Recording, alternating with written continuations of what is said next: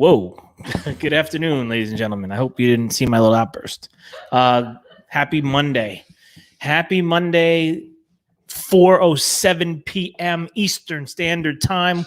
We are fired up on a Monday, waiting for some viewers to pop in. If you're here, make sure you say hello. Let us know how you're feeling on a Monday afternoon. West Coast time, 1:07 p.m. Midwest, 3:07. Mountain time, 2:07. Australia, 4:07 a.m. No, that's Philippines. We do this every time. All right. So regardless of what time it is, I hope you're having a good day. We had an interesting day today. No full disclosure, top secret stuff happening. And we're going to get in focus.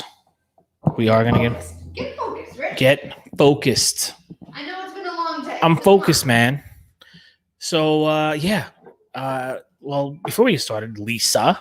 Scott says it's 6 o'clock in the morning. 6:07 a.m. That's what I'm saying. See? All right. So there we go. Scott's here. Josh. And Josh, I got to talk to you about something. I will shoot you a message. Nothing crazy. Just shoot you something over. How was your weekend? So cryptic today. The secrets. Very cryptic. The secrets of the food service industry. How was your weekend? My weekend was great. Yeah. And exhausting because I finished my papers. Nice. You did it. I did it. You did it. I went to Atlantic City, down at the Borgata, seeing Sebastian Maniscalco live. That was pretty great. I got to tell you, that guy gets better every time I see him. If Sebastian Maniscalco is in your neck of the woods, I highly recommend you see him. And you can see, listen, you could Google him and YouTube him and find out a little bit more about him if you don't know who he is. He really killed it. He really did. I don't think we stopped laughing the entire time. Tell us a joke. I don't know. I can never remember the jokes.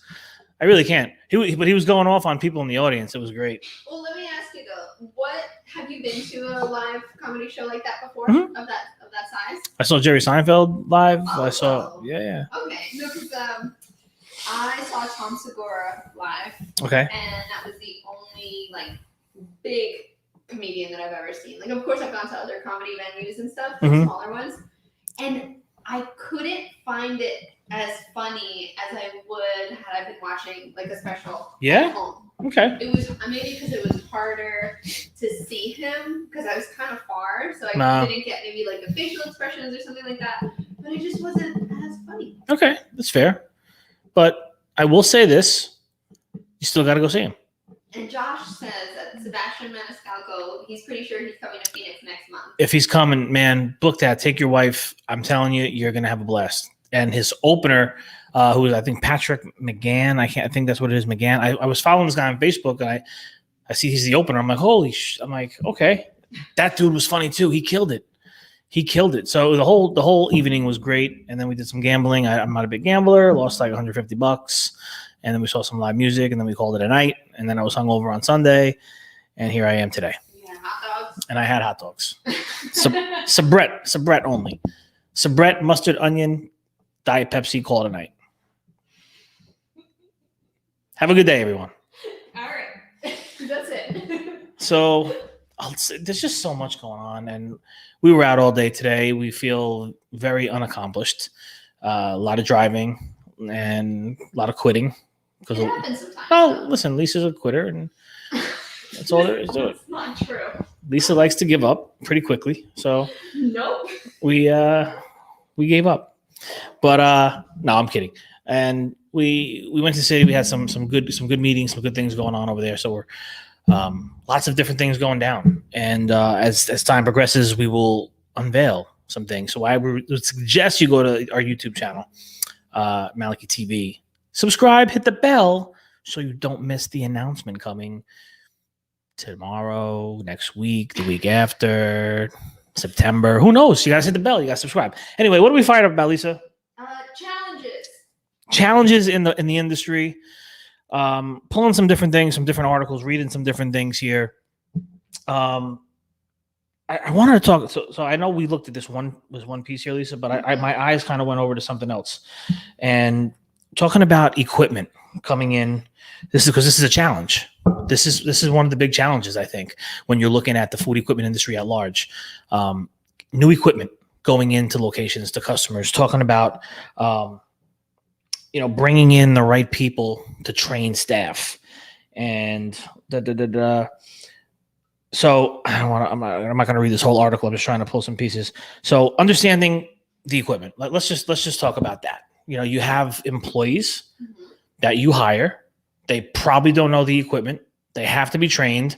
And listen, granted, some of it might be simple. Some of it might just be a standard thermostatic griddle, a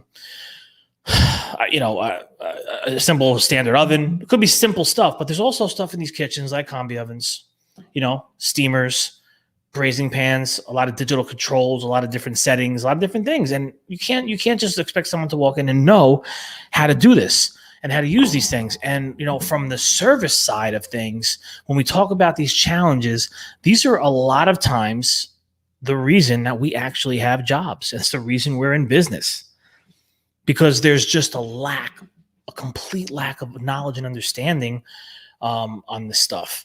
And when we get there, our technician can give some insight into stuff, which they do. They talk about the maintenance, understand the equipment, understand the equipment. Yes, I feel that, Taz. There's just such a lack of the knowledge on that. So like I said, our technicians go in and listen, it could be any one of these reasons. On the equipment side, we get a phone call. Rich, the entire line's not coming on. I mean, that's a nuisance call, gas thing. But from maintenance perspectives, people think that they're cleaning. Oh yeah, we clean it every night. That doesn't mean you take a towel and you wipe the front of it down.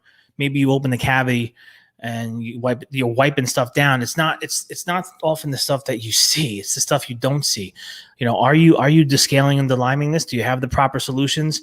Open it? Are you wiping down the door gaskets to make sure food and product is not all over these gaskets? These things can corrode, and you want to upkeep this stuff to work as long as you can. That's the whole point. So when you look at a lot of the stuff that's going on, and I have these articles here, where you see certain people maybe say, "Oh, I bring in, we bring everybody in. Everyone's here showing everyone how to do stuff." It's just not happening, and we see it every day. And it's not just in New Jersey. It's across the country. I talk to the brothers and sisters of the industry. We all talk, and we're all dealing with the same problems. And a lot of these things can be nipped in the bud early on. What's Mike saying? Don't get me started with the cleaning issue. My blood pressure is shooting through the roof just hearing this. Yeah. So we went to go do an install, Mike, on an oven. And what happens when we get there? We're there at 6 a.m. We pull this old oven out. It's disgusting. It's a disgusting mess. This oven that we pulled out was not that old. And, we installed a new one. Sold some Royal Range in there, and shout out to Jordan at Automatic Ice. And it was disgusting. So you have some of the staff there. My guy was like, "You guys are gonna have to clean that." I mean, it was a disgusting mess. So he's got them in there cleaning, doing this deep clean before he's trying to install, which is slowing us down. But it's like, hey, we get paid by the hour. It's cool. We're not cleaning. We're cleaning on the surface. We're seeing things. This stuff's got to be pulled out. You got to get in there if you want the equipment to last. And this boils down to leadership in these restaurants and these food service properties. There's got to be a better understanding as to what goes into maintenance. Now, maintenance is one thing, but cleaning is a whole other thing. These guys, my technicians, and I think any technicians, our technicians here, any technician, they're laser focused on what they need to do. They're not there to clean and be the maid. So a lot of these guys will get angry and say, "Listen, I'm not their maid. I'm here to do the maintenance on it. If I'm going to clean this and clean that, I'm going to grease up the valves. I'm going to calibrate. I'm going to do things. I'm not there to get in there with my stainless steel cleaners and my bleach and my all this stuff. I didn't come with cleaning supplies. So there's got to be an understanding as to what the responsibilities are at these places, and a lot of this stuff, when you look at it from the warranty service perspective, there's real challenges here because what does the warranty cover? We talk about this all the time. It's not going to cover improper maintenance. It's not going to cover the lack of cleaning and the knowledge. And when you see stuff that I'm reading here like this, it just and I'm sure that this is not for everybody. Everyone's different, but we see it all the time, over and over again. Just the lack. I think it's just lack of education. It really is, and there could be some carelessness, of course. I was just talking with a technician today about hosing equipment down. These are big, $12,000 to $14,000 convection ovens. They're hosing it down at night. I don't think it says in the manual, get out your garden hose and spray down this electrical digital convection oven every night. Like, it's a big hunk of electric equipment. And I was telling this guy about the experience one time at a place here in Jersey, and it kept happening and happening, and we kept telling everybody we have everything documented to a T, and then finally we actually brought because the owner wasn't on site. When we finally brought the guy that was really running the show on site. Listen, we're not coming again until we know you're going to be there. You got to be there, because when we get there and we open up, water pours out of the cavity. Yeah, you need a new digital controller. Yeah, we're going to probably replace the probe. We're going to probably have to replace some more. Yeah. I mean, it's mind-blowing. I mean, listen, by the way, this is why we're in business, though. Sadly, but it is why we're in business, and because there's these things are happening, and it's not the only reason. Obviously, we're in business. I want to take that out of context. Parts fail, equipment things. Everything has a shelf life. I have a shelf life. Hope it's not for a long time. But you hope it's not? Yeah, my shelf. I hope it's not for a long time that I expire. And most people would say, "Oh, I hope I don't expire." Yeah, that's what I'm saying. That's what I'm saying. I hope it's not for a really long time that my clock runs out. Oh, see, context, or like where you put commas changes the meaning of a sentence. Oh. So to me, it sounded like you're saying, "I hope it's not for a long time," but what you're saying is, "I hope it's not for a long time." Never mind. But anyway, it's the end of a Monday. You're bringing down the show, Lisa. No, I'm not. You're bringing it down. It's crumbling all around me. I quit. It's crumbling all around me. End the broadcast. End it. Nope. What's Taz saying? Taz said, "Settle down there, grammar police." Yeah, I didn't know I was meant to capture the mood of every sentence. I will put an exclamation point on the ends of all these sentences, on this one and on that one. Is that Seinfeld? It is Seinfeld. Quentin says, "Lisa needs vino." I don't really drink wine, but I did have about 2 cups of coffee on an empty stomach today. So, She did, and they were strong. very They were strong ones. So we got to give her that. I was gonna wear a hat today too, Oh, don't put Lisa in a hat. It changes everything. It makes it really weird in here. Yeah, but so some of the challenges on delivering the education to these operators. What are some of the things that we could do? For us here at Fed Nation, if you're with us, Food Equipment Digital Disruptors, plenty of video knowledge base stuff coming down the line with Fed membership and different things of that nature that we're going to have. There's going to be a lot of stuff that we're going to help provide to end users. So that's something that's on the board. It's going to be in the works. We want to educate the industry. We're going to have a place to focus on end users and chefs and restaurateurs and managing partners. We're going to have a place in Fed Nation for those end users, because we want to teach the industry how to do things properly, help train staff. There'll be different videos and video based for that. At some point, there's just a million things we're juggling right now. We got FedCon coming. There's a lot of things. So we also got the NAFM event coming. Before I keep going, just FYI, that Fed event sponsored by Electrolux Professional, only 12 tickets left. Yeah. So if you're going to be at NAFM, I recommend you do it now, because after this live, they could be gone. So yeah, make sure you are registered. Electrolux Professional, Fed Event, Top Golf in the building. Terry Kelly's in the building. What's up, Terry? Hope you're having a good Monday, brother. So yeah, a lot of these challenges, and you know, my heart goes out to a lot of these establishments. It's tough because, you know, obviously, especially in the market that, you know, the economy and everything, the way we are now with the lack of labor, you know, everyone's feeling it. I'm you know, it's harder. It's harder to really pay attention to those things. You know, it's harder for us to say, okay, I got to train them on this. Like we just we're making do right now. So I get that. And I feel like we're seeing a lot of that because a lot of these calls that we're getting, there's a lot of user abuse. There's a lot of different things. Everyone's just struggling to keep that product coming out, making that money, want to make that money back that we lost, that the restaurants, they felt the last 18 months, they're getting it back. And, so I don't think we look too much at right now, but the future's coming, and we want to put those video, virtual trainings and different things together. And we will, that's a guarantee. But yeah, I mean, that's something to be fired up about for sure. We want to get more, valid information out to the customers. And I would even say this, you know, we're going to be launching the fedgroup.com. There's a blog there. We're coming out of the gate with 4 blogs. One of them is written by Taz Sutherland. Lisa's got one.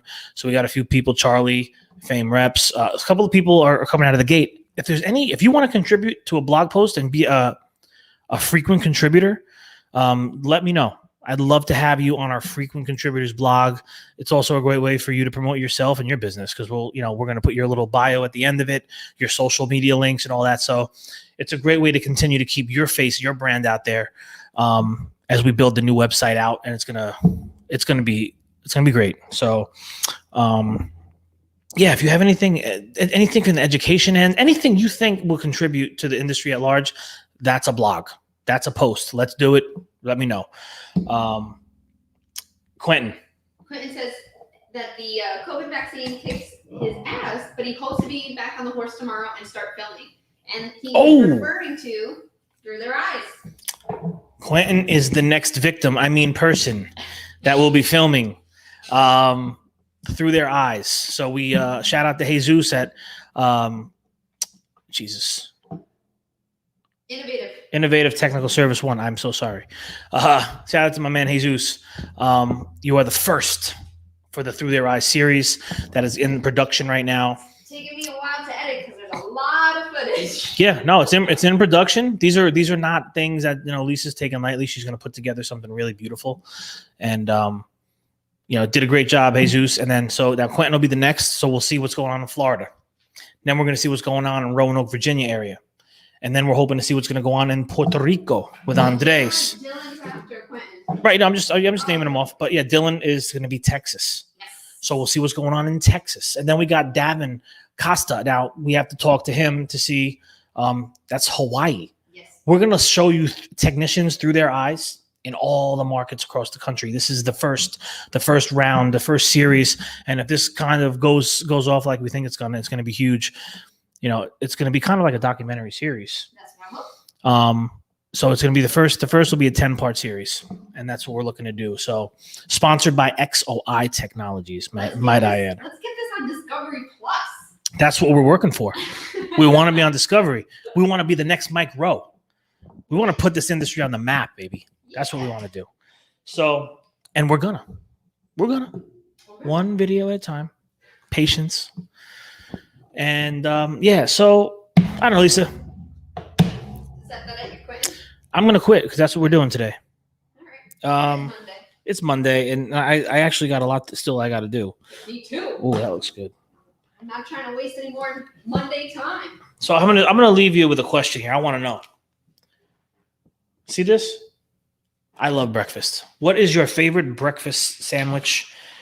Where is it from? Even if it's not a national chain. I mean, national chains aren't the best breakfast sandwiches anyway, right?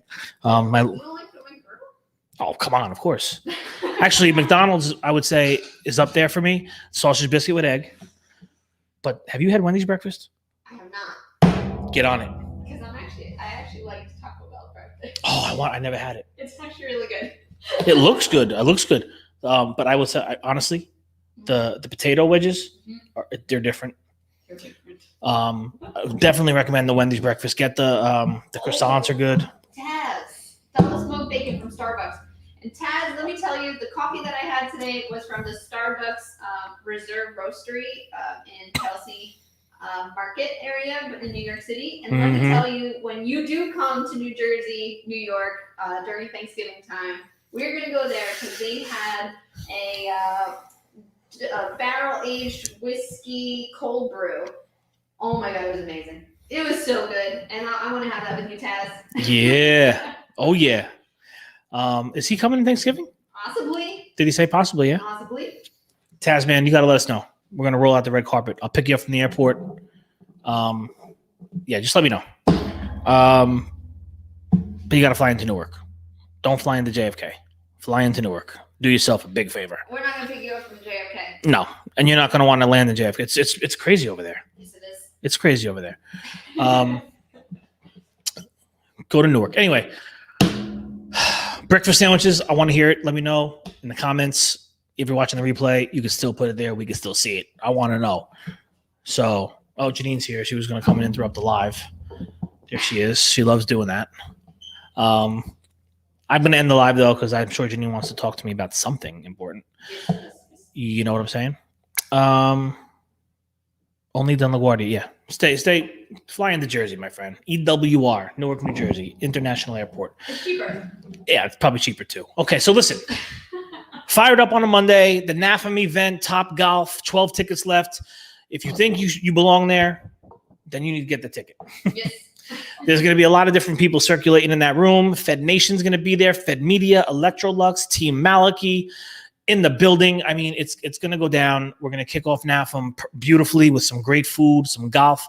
You don't have to be a golf player. I don't play golf. I'm just going to go there and swing for the fences. And we're gonna have a good time. It's gonna be great to see everybody. We'll be back tomorrow, Taco Tuesday, with some serious business. I don't know what we're gonna be fired up about, but we'll see what accumulates between now and the time we go live, because things happen here that get us going. Very much so. So hope you're having a good start to the week. We're in August. Preseason football starts. We should do a fired up live about the New York Giants. We'll do some football fired up lives. Get some people's juices flowing. Get ready for some NFL football. I love fall. It's my favorite time of year. We just talked about that. Yes. Fired up about that. I'm fired up about a million things. And now I gotta go. So Lisa. Yes. See you tomorrow. See you tomorrow. Stay fired up.